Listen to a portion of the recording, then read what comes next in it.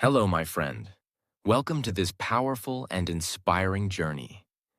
Today, I'm going to tell you a real story, not a fiction, not a movie, but a story of how one man, one idea, and one family built the biggest car company in the world. Yes, I'm talking about Toyota. But this is not just a business story. It's a story about struggles that will break your heart, decisions that change the world, dreams that refuse to die, and lessons that will stay with you for life. In this story, you will learn how to build something from zero, how to survive failure, war, betrayal, and poverty, how to think like a leader, and how to stay humble when you reach the top. And not only that, you will also improve your English, because this story is told in simple, emotional, clear English. So even if you're a beginner, you can enjoy every word and feel more confident at the end. So take a deep breath, close all distractions, and listen to the story that changed the car industry and inspired the world. Part 1. The beginning before the beginning. Before there was Toyota. Before there were cars in Japan. Before the world knew about Toyota Corolla or Land Cruiser or Prius. There was a little boy named Sakichi Toyoda. Yes, this story doesn't begin with Toyota the company.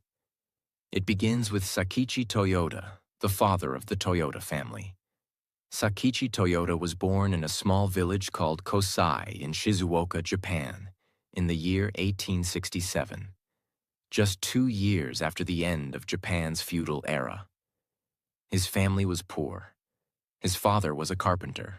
There was no electricity, no cars, no factories, only rice fields, wood, and survival. But even as a little boy, Sakichi had one strange quality. He loved machines. While other kids played with toys, Sakichi would sit and look at how things worked. One day, he saw his mother using a wooden hand loom to weave cloth. It was slow. It was tiring. It broke easily. And Sakichi thought, what if I can build something better? That was the first spark, his first invention. At age 18, Sakichi Toyoda began building something with his bare hands. He had no engineering degree. He had no rich mentor. He had no modern tools. He only had a dream: to build a better life for people through machines. By age 23, he built his first improved wooden hand loom. It was faster, easier, and made better cloth. People in the village were shocked. How did this boy build a machine? But Sakichi was not satisfied. He kept improving, year after year, failure after failure. In 1891, Sakichi got his first patent, a legal right to call the invention his own. This was a big deal in Japan. He called it the Toyota Wooden Hand Loom. Soon after, he opened his first small factory in Nagoya. He started hiring people. He was no longer just a dreamer. He was now an inventor, leader, and builder. By 1906, Sakichi created something that changed Japan forever: the automatic power loom.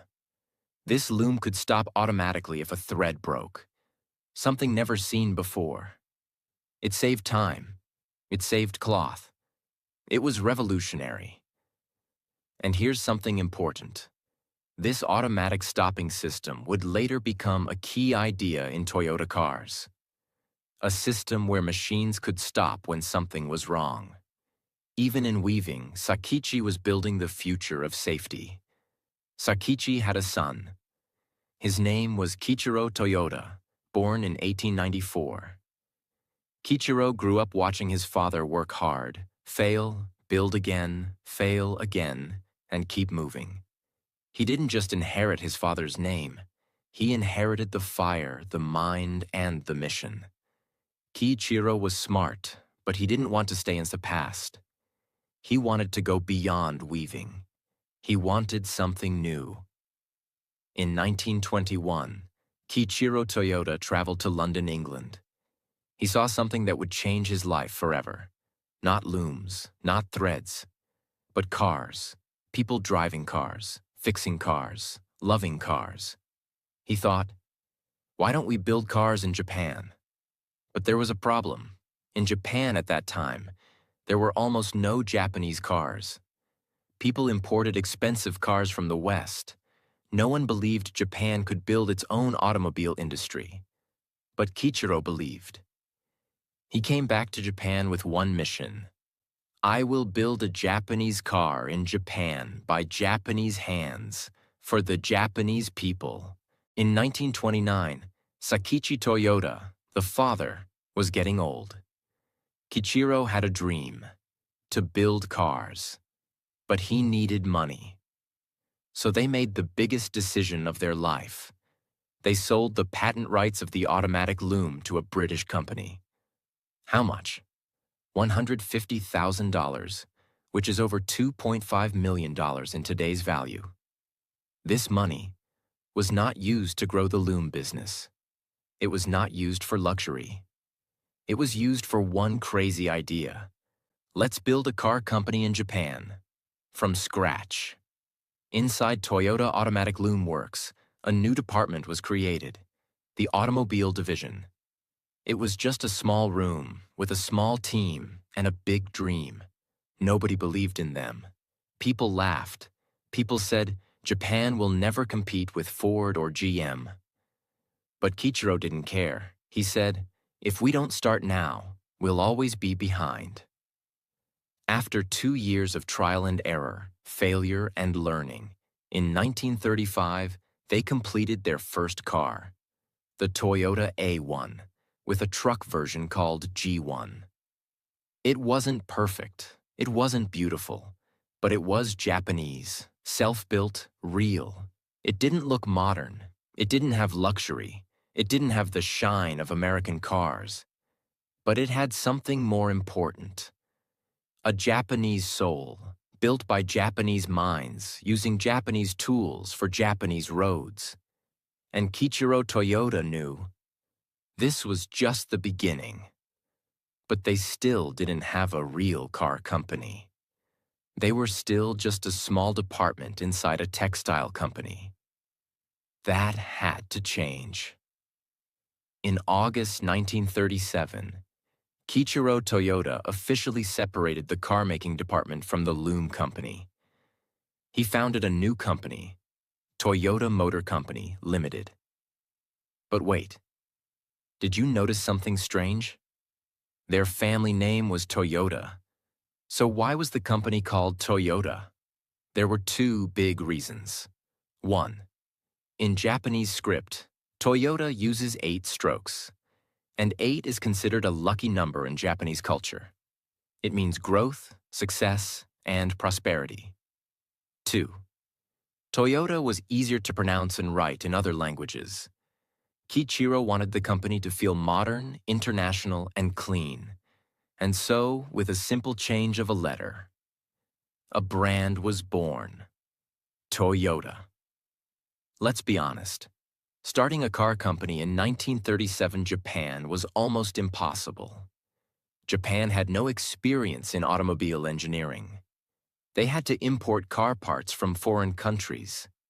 People were poor. Few could afford a car. They had no customer base and no trust. People still believed American cars were better. Most people thought Toyota would fail within a year. But Kiichiro Toyota had something more powerful than confidence. He had conviction. He believed. We don't need to be the best right now. We just need to begin. So, they hired local talent. They trained workers who had never seen a car engine before. They built tools by hand. They used trial and error every single day. And slowly, brick by brick, engine by engine, the company began to breathe. Kiichiro Toyota now made a huge decision. He would build Toyota's first dedicated automobile factory in Koromo, Aichi Prefecture. This was more than just a building. It was a symbol of belief. a belief that Japan could stand on its own wheels. This plant would later become the Toyota headquarters in the city, now renamed Toyota City in honor of the company. Now here's something game-changing. To survive and compete, Toyota needed a way to build cars without wasting time, money, or space. So Kichiro introduced a new idea, just-in-time manufacturing. What did it mean? Don't stock too many parts. Only make or bring what you need, when you need it. This reduces waste, saves money, and increases speed. This system would later become the Toyota production system, copied by companies around the world. It's not just about cars. It's about efficiency, discipline, and respect for time. But just when Toyota was learning to walk, the world started to fall apart. In 1939, World War II began. By 1941, Japan entered the war. Everything changed. Toyota was forced to stop making cars for people. They had to start making military trucks and vehicles for war. Resources were low. Rubber and metal were hard to find. Bombings and destruction were everywhere. And yet, Toyota kept going. Even with fear, even with chaos. They made trucks with only one headlight to save metal. They made vehicles with wooden parts because rubber was not available. It wasn't about profit. It was about survival. In August 1945, the atomic bombs were dropped on Hiroshima and Nagasaki. Japan surrendered.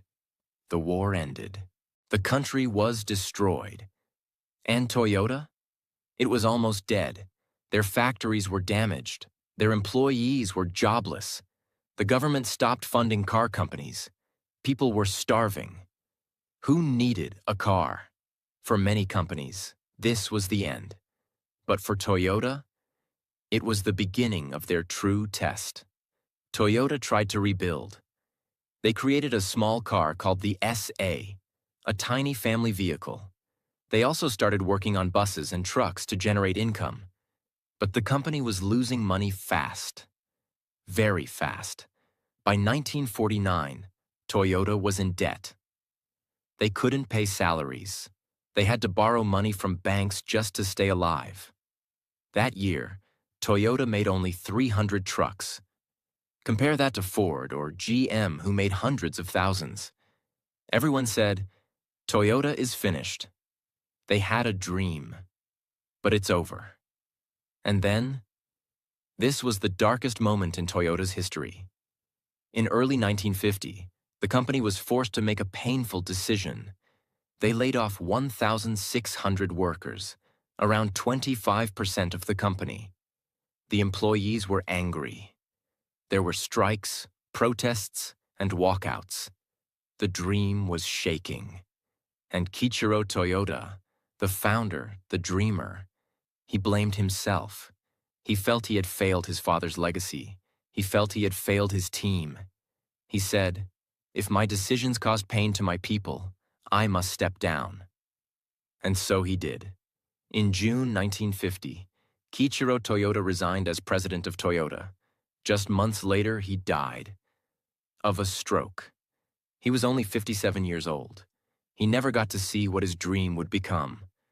But his dream was not dead.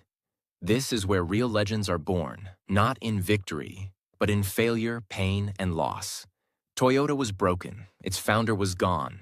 Japan was in ruins. But something was still alive inside that company. A belief that we don't stop here. Part 2. The comeback nobody believed in. After Kichiro Toyota's death, Toyota was like a ship without a captain. There was no clear leadership. Morale was low. People didn't know if they'd have jobs next month. The Japanese economy was still crushed from the war. But there was one thing still alive. The name Toyota still meant something.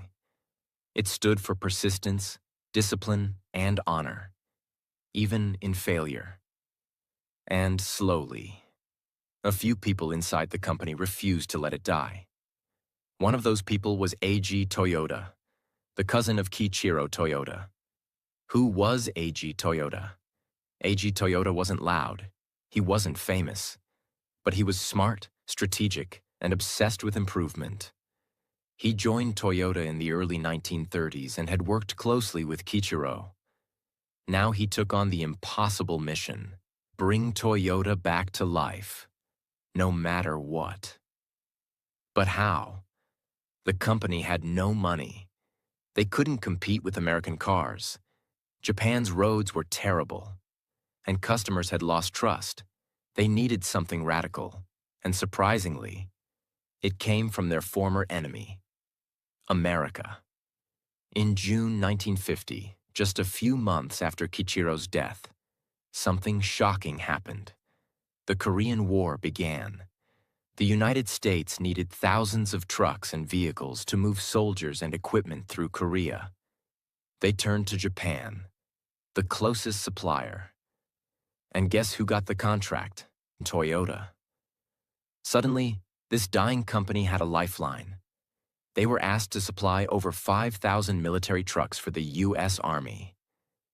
This contract brought millions of dollars in cash flow, and more importantly, it gave Toyota a chance to restart. Imagine that. A war destroyed them, and now, a war was saving them. Toyota quickly designed and built robust military trucks, with strong frames, off-road tires, and simple mechanics. No luxury, just reliability. The U.S. military loved the trucks. They were tough, durable, and easy to fix. This moment gave Toyota cash, experience, and respect. And inside the company, something was changing. A.G. Toyota realized, if we want to compete with Ford or GM, we can't just copy them. We have to build something better. And to do that, he had to study the best. So he did something bold. 1950. A.G. Toyota visits Ford Motor Company in the U.S. A.G. Toyota visited the Ford factory in Detroit, Michigan, the headquarters of the global car empire. At that time, Ford was producing 8,000 cars per day. Toyota was making less than 100 cars per month. But A.G. didn't feel small. He felt curious. He walked through the Ford assembly lines, took notes, observed systems, and thought, how can we do this? With less money, fewer people, and better quality. He came back to Japan with a simple idea that would change history. A.G. Toyota and engineer Taiichi Ono sat down and said, let's build a system that eliminates waste. Let's build cars that don't break. Let's make production smart, not just fast. And together, they created the world-famous Toyota Production System, TPS. It had two main principles. 1. Just in time, don't keep huge stock. Get what you need, when you need it, in the exact quantity. This saved space, money, and time. 2. Jidoka, automation with a human touch. If a machine finds a problem, it stops automatically. This meant no defects moved forward in the process. Every worker had the power to stop the production line if they saw a mistake. In most companies, workers were told, keep going. At Toyota, they were told, stop it, fix it, then move. This system made Toyota faster, smarter, and better than anyone else, without needing billions of dollars. After rebuilding the factory, after redesigning the process, after learning from failure, Toyota released its first true passenger car in 1955, Toyota Crown. This was a bold move. Until now, Toyota had mostly made trucks, buses, and simple vehicles. The Crown was different, comfortable, smooth engine, designed for Japanese roads, and most importantly, fully made in Japan. The Crown was a symbol of pride. For the first time, middle-class Japanese families could own a car that felt reliable, modern, and proud. Toyota made another huge move. They decided to enter the US market. Think about that. A small Japanese company trying to sell cars in America, the land of Ford, GM, and huge highways. People laughed. They said, "No one will buy a Japanese car in America." But Toyota didn't listen. In 1957, they opened their first American headquarters in Hollywood, California, and exported the Toyota Crown to the US. But there was a problem. The Toyota Crown failed badly in the US. Why? It was too slow for American highways. It overheated quickly. It didn't fit American tastes. Mechanics didn't know how to repair it. Sales were terrible. But Toyota didn't quit. Instead of giving up, they said, "Let's listen. Let's learn. Let's improve." And that mindset would soon transform everything. Back home, something amazing was happening. Japan's economy was recovering. More people had jobs. Roads were improving. Families wanted affordable cars.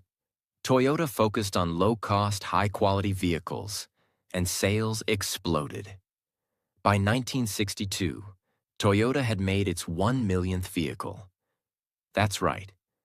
From almost bankruptcy in 1950 to 1 million vehicles by 1962. This was the power of Kaizen, the Japanese word for continuous improvement. Toyota was still not a major global company. They had no popular cars in America. People still said Japanese cars are small, slow, and weak.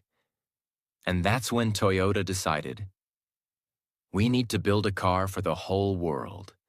A car that is affordable, reliable, and unstoppable. And so, they began to design a legend. Eiji Toyota and his team sat down and asked one question. What kind of car does the average family need? Not a sports car, not a luxury car, not a military truck, but a car that could carry a small family, was cheap to maintain, used less fuel, could survive for decades, was easy to repair anywhere in the world. And so began the creation of a car that would change the future. Birth of the Toyota Corolla. The name Corolla comes from Latin. It means small crown, a little brother to the Toyota Crown. But what Corolla achieved was nothing small. It was compact, fuel-efficient, inexpensive, easy to drive, easy to fix, and built with incredible precision. In October 1966, the first-generation Toyota Corolla was released in Japan, and the world didn't know yet that this car would become the best-selling car in history. Toyota had learned from their past failure. They made the Corolla stronger, faster, and more suited for American roads. And in 1968, they launched it in the US. But this time, people didn't laugh. They were curious. Gas prices were rising. People were tired of big cars with low mileage. And the Corolla? It gave 32 miles per gallon, cost less than $1,700, and never broke down. In just 2 years, Corolla became a hit in the US. It wasn't flashy. It wasn't sexy, but it was perfectly reliable. And that made it a winner. With Corolla's success, Toyota's income grew fast. 1965, less than $1 billion revenue. 1970, over $3 billion. 1975, almost $10 billion. 1980, over $25 billion. That's the power of one great product done right. But Toyota didn't stop. Between 1966 and 1980, Toyota released multiple new Corolla models, improved fuel efficiency, improved suspension, brakes, safety features, built more production plants, focused on continuous improvement, Kaizen, added quality control teams at every level, launched Toyota Hiace, Toyota Celica, Toyota Land Cruiser updates. They weren't just growing, They were becoming a global standard. Toyota began building factories and branches in Thailand, Australia, Philippines, Indonesia, Germany, Canada. Instead of shipping every car from Japan, they said, "Let's build where the customer lives." This made cars cheaper to deliver, created local jobs, and built trust in every region. Toyota wasn't just selling cars, it was building partnerships with countries. By the 1970s, Toyota developed a strong internal culture known as the Toyota Way. It had 4 key principles. 1. Continuous improvement, Kaizen. 2. Respect for people. 3. Long-term vision over short-term profit. 4. Go and see for yourself, Genshi Genbutsu. Toyota believed, don't make decisions in a meeting room. Go to the factory. See it with your own eyes. This made every manager, every engineer, every leader stay close to reality, not just numbers. In 1973, a global oil crisis shocked the world. Fuel prices went very high. Big cars from Ford, GM, and Chrysler were suddenly too expensive to drive. But Toyota? Their cars were fuel-efficient, light, and affordable. Sales of Toyota cars in America skyrocketed during this period. Suddenly, Toyota was no longer the cheap car from Japan. It became the smart car for smart people. By 1974, the Toyota Corolla had officially become the best-selling car in the world by units sold annually. Year after year, Corolla kept improving. By the 1980s, Corolla was being produced in more than 15 countries and sold in more than 150 countries and had sold over 10 million units worldwide. No other car had achieved that. And even today, Toyota Corolla has sold over 50 million units, more than any other car model in human history. That's not just a car, that's immortality. Now here comes another shocker. In 1984, Toyota and GM, General Motors, became partners. They opened a joint factory in California called NUMMI, where Toyota taught GM how to use the Toyota production system. Imagine that. The American giant that once laughed at Toyota was now learning from them. This partnership helped Toyota localize its operations, understand the U.S. market better, and hire American workers to build Japanese cars on American soil. It was a brilliant move. By the late 1980s, Toyota was selling millions of vehicles in North America, outselling many American brands, known for quality, reliability, and resale value, gaining massive loyalty from customers. Car experts and media started saying, if you want a car that lasts 20 years, get a Toyota. This brand was now becoming part of people's families. Part 3. The Lexus gamble and Toyota's rise to the top of the world. The Corolla became the best-selling car in the world. Toyota became one of the top 3 car brands in America. Their production system was being copied around the world. Their U.S. partnerships were growing. Their cars were trusted for fuel efficiency, reliability, and simplicity. But there was still one world left to conquer. A world dominated by giants like Mercedes-Benz, BMW, Audi, Cadillac, the luxury car market. And people believed one thing: Japanese companies are good for cheap cars. But they can never compete in luxury. Toyota heard that. And they smiled, because deep inside their headquarters in Japan, they were already building a secret weapon. No, not Formula One racing. This F1 stood for Flagship One, a secret mission to build the world's best luxury car from zero. Not just another Toyota model, but a new brand. Something that could beat Mercedes-Benz on luxury, beat BMW on performance, beat Cadillac on smoothness, and beat everyone on price, quality, and experience.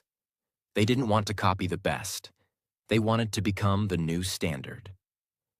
In 1983, Toyota chairman Eiji Toyota called a secret meeting and said, "Can we create a luxury car that will compete with the world's best?" There was silence. Then someone said, "We don't know."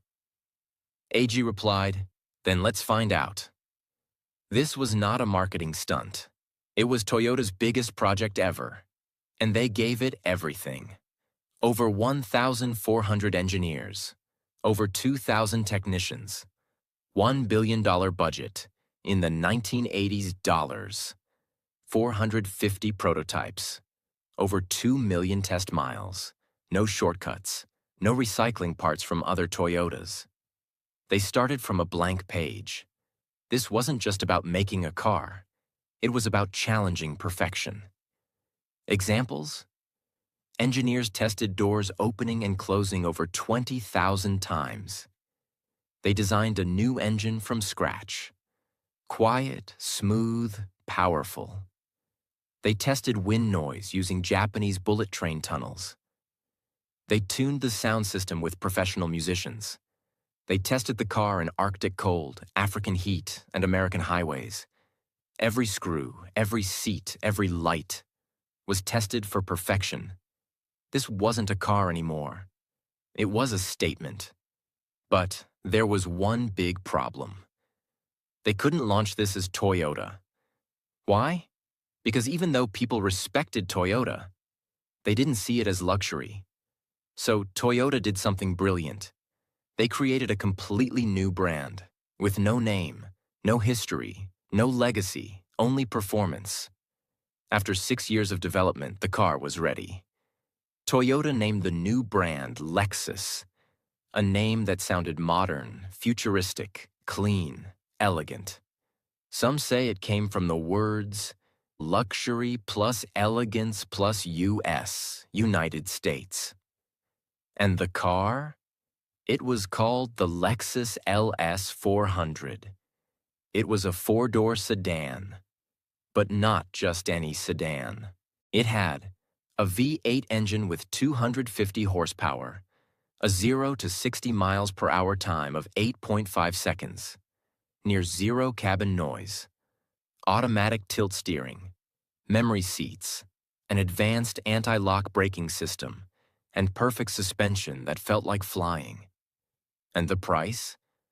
Only $35,000. Compare that to a Mercedes S-Class, which cost $60,000 plus, and was louder, heavier, and less fuel efficient. The moment arrived. Car magazines and auto journalists lined up to test the Lexus. And what happened? They were blown away. Headlines said, "Lexus changes everything. Luxury will never be the same. The Japanese have arrived." And they're serious. People couldn't believe this car was Toyota's creation. Sales exploded. That's a huge number for a luxury brand with zero history. It beat BMW, it beat Mercedes, and it shocked Detroit. In its very first year, Lexus became the #1 luxury import brand in America. In just 2 years, Lexus was outselling BMW, Audi, Jaguar, Cadillac in some regions. And Toyota proved the world wrong. Again, Toyota didn't stop with one car. They released Lexus ES, affordable luxury, Lexus RX, luxury SUV, Lexus SC sports coupe, Lexus LX off-road luxury. And in every country they entered, they gave the same experience. Top quality dealerships, white glove service, silence, comfort, durability, and cars that lasted 20 plus years. People were now saying, why buy a Mercedes when I can get a better Lexus for less? Throughout the 1990s, Lexus won Car of the Year awards. Lexus topped reliability rankings, J.D. Power Consumer Reports. Lexus became a status symbol even in Hollywood. Lexus dominated North America, Australia, and Asia. Celebrities, politicians, athletes, all started driving Lexuses. Toyota had done it. They had built a luxury empire without sacrificing their values: simplicity, reliability, respect for the customer, long-term thinking. By the end of the 1990s, Toyota's total annual revenue crossed $100 billion. They were selling over 5 million vehicles per year. Lexus was leading the luxury category in the US. Toyota had factories in over 27 countries. They were exporting to 170-plus countries. They weren't just a car company now. Toyota was a global movement. For most companies, this would be the finish line. But for Toyota, this was the starting point of a new race. Because in the 1990s, a new crisis was growing. The world was getting worried. Climate change was becoming real. Air pollution was rising in big cities. Fossil fuels were getting expensive. The world was using too much oil. Scientists warned, the planet cannot survive if we keep burning gas forever. And Toyota saw the signs. They asked themselves, if we are the world's biggest car company, shouldn't we also be the most responsible? In 1993, Toyota began working on a radical idea: a car that would use less gasoline, emit less pollution, be affordable, and still work like a normal car, not a solar car, not a science experiment, but a car that everyday people could drive and save the planet without even thinking about it. Toyota's engineers created a new type of engine system: hybrid. What is a hybrid car? It's a car that has 1. A gasoline engine. 2. An electric motor. 3. A battery that stores energy. 4. A smart computer system that switches between the two. How does it work? When you drive slowly or stop in traffic, the electric motor works. When you need power or speed, the gasoline engine starts. When you brake, the car captures energy and stores it in the battery, called regenerative braking. The car decides when to switch, so you don't need to do anything. Result? Less gas used, fewer emissions, lower fuel bills, a smoother, quieter ride. It was genius. But it was also risky. No one had ever done this before. When Toyota announced it was building a hybrid car, critics laughed. It's too complicated. It will be too expensive. People won't understand it. Nobody wants electric cars. You're a car company, not an energy company. But Toyota ignored the noise. They remembered the same thing was said about the Corolla, the Camry, the Lexus LS 400. And yet, all of those became global icons, so they went ahead. And in 1997, the word Prius means to go before in Latin, and it truly did go before everything. The Toyota Prius was launched first in Japan, and it was a game changer. Fuel efficiency, over 50 miles per gallon. Emissions, almost zero in city driving. Cost, around $20,000, affordable for families. Design, simple, aerodynamic, modern. Interior, quiet, smooth, and futuristic. People in Japan were amazed. But Toyota wasn't satisfied. They wanted to bring it to the world. In the year 2000, Toyota launched the Prius in America and Europe. At first, it was slow. People were confused. Is it electric? Do I have to charge it? Will it stop working in winter? Will I get electrocuted? But slowly, people started to understand. Then something magical happened. In the early 2000s, celebrities started buying Priuses. Leonardo DiCaprio, Cameron Diaz, Julia Roberts, Tom Hanks, Brad Pitt. These stars drove the Prius to red carpet events. They talked about saving the planet. They said, "This is the future." And suddenly, the Prius became a status symbol. not for luxury, but for conscience. It was the cool car for smart people. From 2000 to 2010, Prius became one of the fastest-growing car models in the world. By the end of 2010, Toyota had sold over 2 million Priuses globally. Prius became the best-selling hybrid car in history. Toyota was saving over 1.5 billion gallons of gasoline per year. Millions of tons of carbon emissions were avoided. Fuel savings for customers reached over $5 billion per year. And more importantly, every car company started copying Toyota. After Prius, Toyota launched Camry Hybrid, Highlander Hybrid, RAV4 Hybrid, Lexus RX Hybrid, Lexus LS Hybrid, and more. They invested billions into hybrid technology, battery research, and emissions control. They weren't just making green cars, they were building a green philosophy. Toyota set goals for the next decades: zero emissions from production factories, 100% hybrid or electric lineup by 2050, recycling water, metal, and energy, using solar power in plants, promoting sustainability education across Japan. They didn't want to just make cars, they wanted to become a climate leader. In late 2009, a tragedy happened in California, USA. A family driving a Lexus ES350 lost control of their vehicle. The car accelerated on its own. The brakes didn't respond. The car crashed. The entire family died. A 911 call recorded the final seconds. It was heartbreaking. It shocked the nation.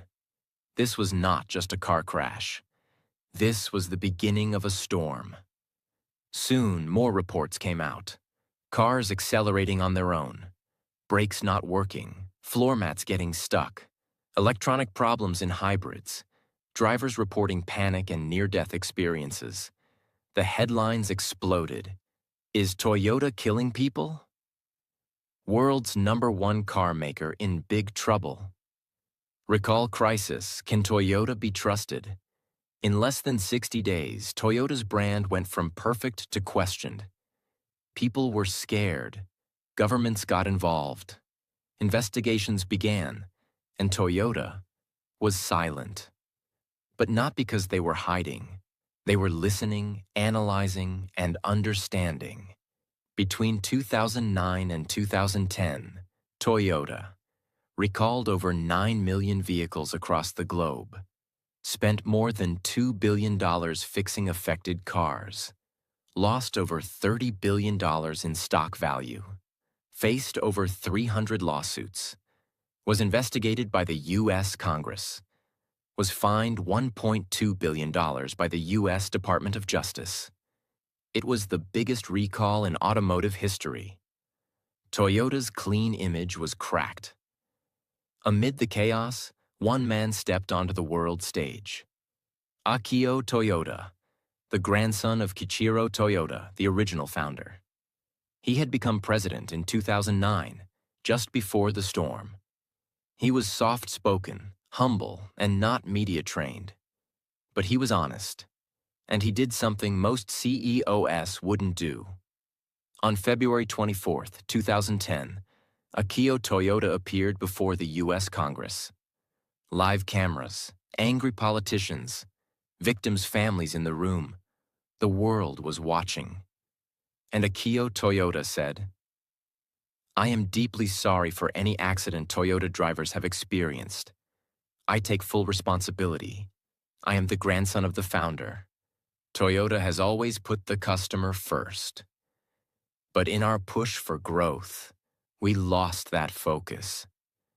We are deeply sorry." His voice cracked. His eyes filled with tears. He bowed. It was not a performance. It was pain, real, human, heartbreaking. And in that moment, people saw the soul of Toyota, a company that wasn't hiding, but one that had the courage to apologize in front of the entire world. After the apology, Toyota didn't hide behind lawyers.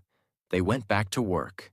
They created new quality control teams, hired thousands of independent testers, built real-time alert systems inside cars, invested over $5 billion in safety innovation, launched a global training program to reconnect engineers with the Toyota way, slowed down their growth to rebuild their soul.